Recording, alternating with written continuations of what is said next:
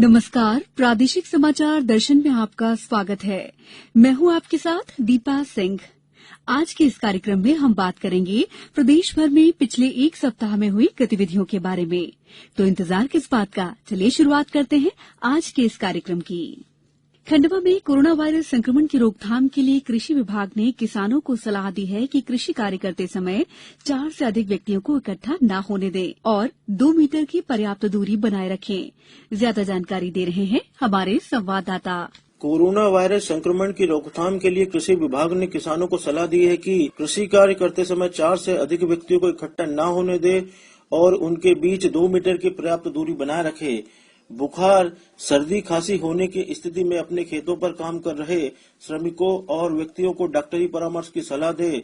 Corona virus से सुरक्षा हेतु अपने चेहरे पर मास्क, गमछा, रुमाल और कपड़ा लगाए तथा हाथों में मोजे व ग्लव्स लगाना अनिवार्य करें। कृषि कार्य करते समय मादक पदार्थ व तंबाकू का सेवन न करें। समय समय पर 20 सेकंड तक अपने हाथ साबुन से अच्छी तरह धोए। इसके साथ ही कृषि विभाग के उप संचालक श्री आर.एस. गुप्ता ने बताया कि प्रायः यह देखने में आया है कि कुछ क्षेत्रों में हो रही लगातार वर्षा की स्थिति में पत्ती खाने वाली इल्लियों द्वारा पत्तियों के साथ साथ फलियों को भी नुकसान पहुंचा रही है। किसानों को सलाह है कि पत्तियों खाने वाली इल्लियों के नियंत्रण हेतु संपर्क कीटनाशक का छिड़काव करें। प्रादेशिक समाचार दर्शन के लिए मैं खंडवा से हीरालाल लुंगरे।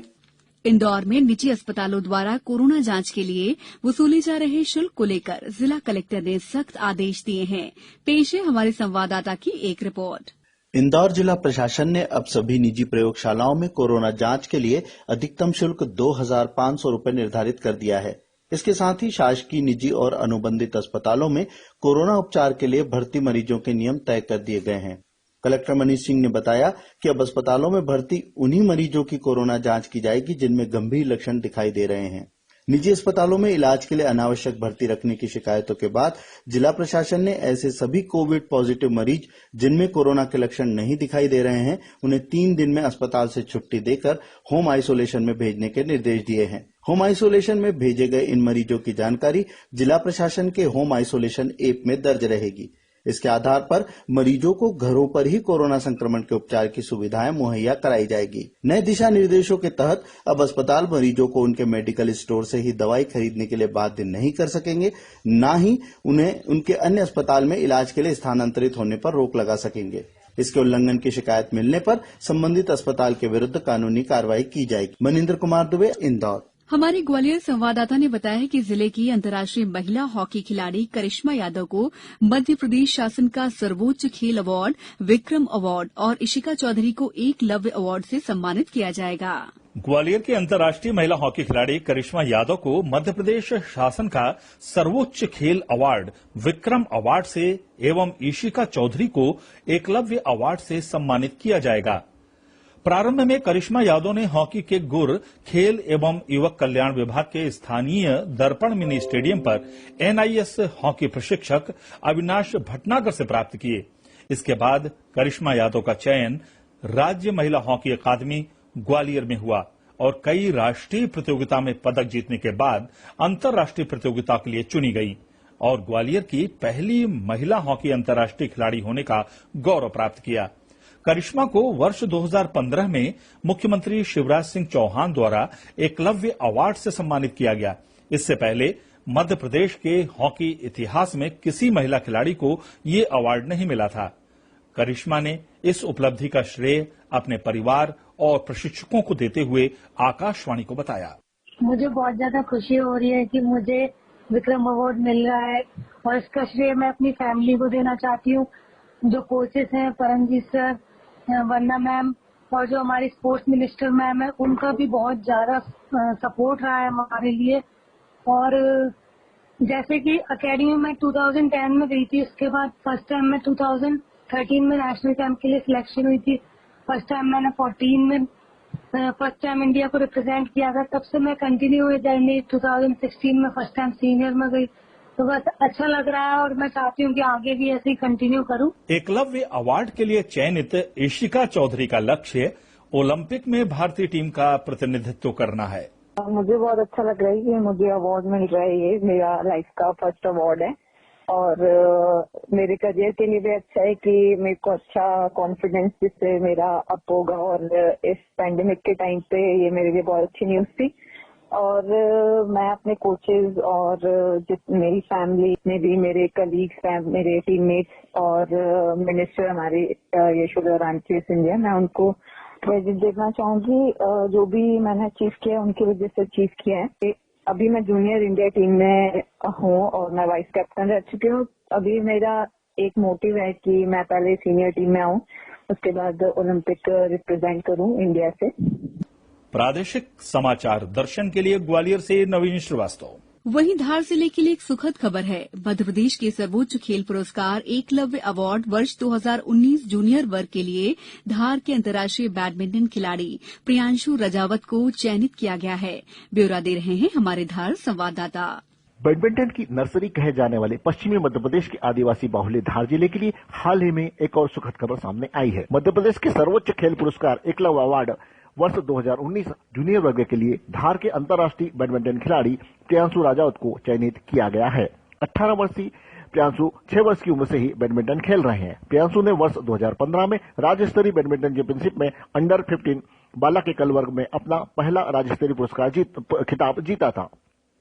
वहीं वर्ष 2018-19 में 16 वर्ष की उम्र में प्रियांशु ने राज्य स्तरीय पुरुष एकल वर्ग में राज्य विजेता का खिताब प्राप्त किया था। राष्ट्रीय व अंतर्राष्ट्रीय स्तर पर अनेक पदक जीतने वाले प्रियांशु ने Indonesia, Nepal, Canada, Bahrain, Germany, Netherland आदि देशों में भी अपना श्रेष्ठ खेल प्रदर्शन किया है। फिलहाल हैदराबाद की पुलेला गोपीचंद अकादमी में खेल को निखार रहे प्रियांशु राजावत का कहना है कि अभी कल ही गवर्नमेंट ने एकलव्य अवार्ड के लिए अनाउंस किया है, तो बहुत खुशी हो रही है और बहुत अच्छा लगा। और पेरेंट्स को भी बहुत ऐसा थैंक्स बोलना चाहूंगा, कोचेस को भी, सुधीर सर और उनको, कि उन्होंने इतना सपोर्ट किया तो मैं इतना आगे पहुंचा हूं। गौरतलब है कि इसके पूर्व बैडमिंटन विधा में धार के कुणाल मकवाना, नेहा मकवाना, अभिमन्यु सिंह, सौरभ वर्मा व समीर वर्मा को भी एकलव्य अवार्ड से सम्मानित किया जा चुका है। प्रादेशिक समाचार दर्शन के लिए धार से मैं सुनील सचान। मंदसौर में बीते 2 दिनों में हुई बारिश ने कहर मचा दिया। प्रदेश भर में हो रही बारिश के चलते जिले की चंबल और शिवना नदियां उफान पर हैं, बता रहे हैं हमारे संवाददाता। मंदसौर में बीते 2 दिनों से हुई बारिश ने कहर मचा दिया। हालांकि बीते वर्ष आई बाढ़ से सबक लिए प्रशासन की पहले से मुस्तैदी ने कहीं कोई नुकसान की खबर नहीं मिली है। प्रदेश भर में हो रही बारिश के चलते जिले की चंबल और शिवना नदियां उफान पर है। चंबल नदी पर बने गांधी सागर बांध के 9 छोटे और 7 बड़े गेट खोले गए। बांध के इन 16 गेट से 3,32,549 क्यूसेक पानी को रिलीज किया जा रहा है। वहीं बांध के कैचमेंट एरिया में 1,61,512 क्यूसेक पानी की आवक हो रही है। बांध का लेवल 1313 फीट है, जबकि बांध के वाटर लेवल को 1310 फीट के भीतर ही मेंटेन किया जा रहा है। नदी के निचले इलाकों और राजस्थान के चंबल इलाकों में अलर्ट जारी किया गया है। उधर क्षेत्र में हुई बारिश से शिवना नदी पर बने अटल सागर बांध के सभी गेट भी खोल दिए गए, जिसके चलते शिवना का पानी भगवान पशुपतिनाथ के मंदिर में समा गया। मंदिर का आधा हिस्सा और भगवान पशुपतिनाथ की अष्टमुखी प्रतिमा जलमग्न हो गई। हालांकि आज सोमवार को बारिश से राहत मिली है और देर रात से बारिश थमी हुई है। सुबह शिवना के आगोश में समाये भगवान पशुपतिनाथ बाहर आए। मंदिर परिसर में जमी गाद को निकालकर मंदिर को दर्शनार्थियों के लिए खोले जा रहे हैं। इन सबके बीच किसानों में खुशी की लहर है। सूखे की मार झेल रहे मंदसौर जिले में राहत की बारिश ने मुरझाई फसलों पर अमृत का काम किया है। प्रादेशिक समाचार दर्शन के लिए मंदसौर से मैं दीपक शर्मा। हमारे शिवपुरी संवाददाता ने बताया है कि जिले में इस साल अच्छी बारिश के बाद विभिन्न पर्यटक स्थलों पर रौनक और ज्यादा बढ़ गई है। शिवपुरी जिले में इस साल अच्छी बारिश के बाद इस समय विभिन्न पर्यटन स्थलों पर रौनक व हरियाली बढ़ गई है। जिले में स्थित माधव राष्ट्रीय उद्यान, सुरवाया की गढ़ी, सिंधिया घराने की छतरियां के अलावा प्राकृतिक जलप्रपातों व झरनों पर आकर्षक नजारा देखने को मिल रहा है। प्राकृतिक जलप्रपात पवा, भदैया कुंड, टुंडा भरकाखो सहित कई जगह इस समय बड़ी संख्या में पर्यटक इन्हें देखने के लिए पहुंच रहे हैं। इसके अलावा रविवार को सिंध नदी पर बने मणिखेड़ा बांध के 6 गेट खोले रखे गए। यहाँ पर सिंध नदी के कैचमेंट एरिया में पानी बढ़ने के बाद इस बांध के गेट खोलकर पानी निकाला जा रहा है, जिसे देखने के लिए बड़ी संख्या में लोग जुटे। शिवपुरी से प्रादेशिक समाचार दर्शन के लिए रंजीत गुप्ता। मंडला कमिश्नर महेश चंद्र चौधरी ने मनेरी औद्योगिक क्षेत्र में उद्योगपतियों के साथ बैठक की। उन्होंने औद्योगिक क्षेत्र मनेरी में उद्योगों की स्थापना करने के लिए सकारात्मक माहौल बनाने के भी निर्देश दिए। पेश है हमारे संवाददाता की एक रिपोर्ट। कमिश्नर महेश चंद्र चौधरी ने मनेरी औद्योगिक क्षेत्र में उद्योगपतियों के साथ बैठक की। उन्होंने औद्योगिक क्षेत्र मनेरी में उद्योगों की स्थापना करने के लिए सकारात्मक माहौल बनाने के निर्देश दिए।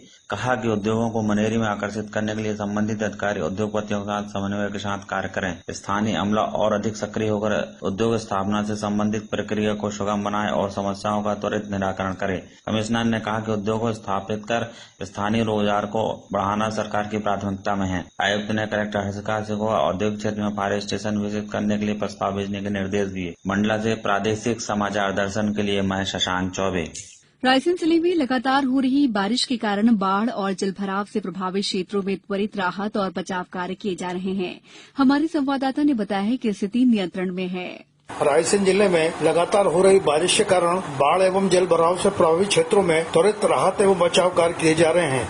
जिले के बाड़ी, बरेली, उबैदुल्लागंज तथा मंडीदीप के बाढ़ प्रभावित क्षेत्रों से 911 से अधिक लोगों को एनडीआरएफ और जिला प्रशासन की टीमों द्वारा राहत शिविरों में पहुंचाया गया है। कलेक्टर श्री उमाशंकर भार्गव तथा एसपी श्रीमती मोनिका शुक्ला द्वारा राहत एवं बचाव कार्यों की सतत निगरानी की जा रही है। उन्होंने बरेली के बाढ़ प्रभावित क्षेत्रों का भ्रमण भी किया एवं राहत एवं बचाव कार्यों का जायजा लिया। कलेक्टर श्री भार्गव ने बताया कि बागना डैम तथा बरगी डैम से छोड़े गए पानी और निरंतर वर्षा के कारण बाड़ी बरेली क्षेत्र में बाढ़ की स्थिति निर्मित हुई है। एनडीआरएफ, पुलिस तथा होमगार्ड के जवानों द्वारा बाढ़ में फंसे 84 लोगों को सुरक्षित निकाला गया है। इनमें बाड़ी के ग्राम भोती में बाढ़ में फंसे 61 लोगों को सेना के हेलीकॉप्टर से एयरलिफ्ट कर राहत शिविरों में पहुंचाया गया। रायसेन से मैं दीपक कांकर। खेल खेल में पढ़ाई कराने वाले टीकमगढ़ जिले के शिक्षक संजय जैन को राष्ट्रपति द्वारा राष्ट्रीय शिक्षक पुरस्कार से सम्मानित किया जाएगा। ब्यौरा दे रहे हैं हमारे टीकमगढ़ संवाददाता। टीकमगढ़ जिले की कन्या प्राथमिक शाला ग्राम डूडा में पदस्थ शिक्षक संजय कुमार जैन का राष्ट्रीय पुरस्कार 2020 के लिए चयन किया गया है। खेल खेल में शिक्षा सहित 80 नवाचार से बच्चों को अध्ययन कराकर शिक्षक ने यह उपलब्धि हासिल की है। प्रदेश के टीकमगढ़ जिले में यह एक ऐसा स्कूल बन गया है जहां पत्थरों पर उकेरे गए चित्रों और शब्दों से बच्चे पढ़ाई करते हैं। प्राइमरी के बच्चे फर्राटी दर अंग्रेजी की किताब पढ़ते हैं। बच्चों का सामान्य ज्ञान का स्तर भी उच्च कक्षाओं जैसा है। शिक्षक संजय कुमार जैन ने बताया है कि वह स्वयं ही 1985-86 में इस स्कूल में पढ़ते थे। बाद में शिक्षक बनने के बाद स्कूल में पदस्थापना हुई और फिर स्कूल को बेहतर करने की सोची। आज वह स्वयं की मेहनत से बेहद खुश हैं। स्कूल को 5 बार कलेक्टर द्वारा अवार्ड दिया गया। शिक्षक संजय जैन पिछले साल प्रदेश के राज्यपाल द्वारा सम्मानित किए गए थे। अब 5 सितंबर 2020 को दिल्ली में राष्ट्रपति द्वारा राष्ट्रीय शिक्षक पुरस्कार से सम्मानित की जाएंगी। प्रादेशिक समाचार दर्शन के लिए टीकमगढ़ से भवन जैन। आज के इस अंक में फिलहाल इतना ही। अगले सप्ताह फिर होगी आपसे मुलाकात इसी दिन इसी समय पर। तब तक के लिए नमस्कार।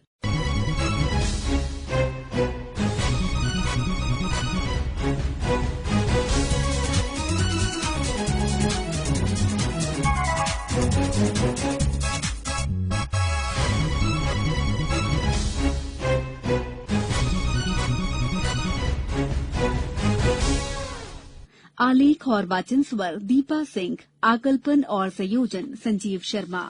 प्रस्तुति प्रादेशिक समाचार एकांश भोपाल।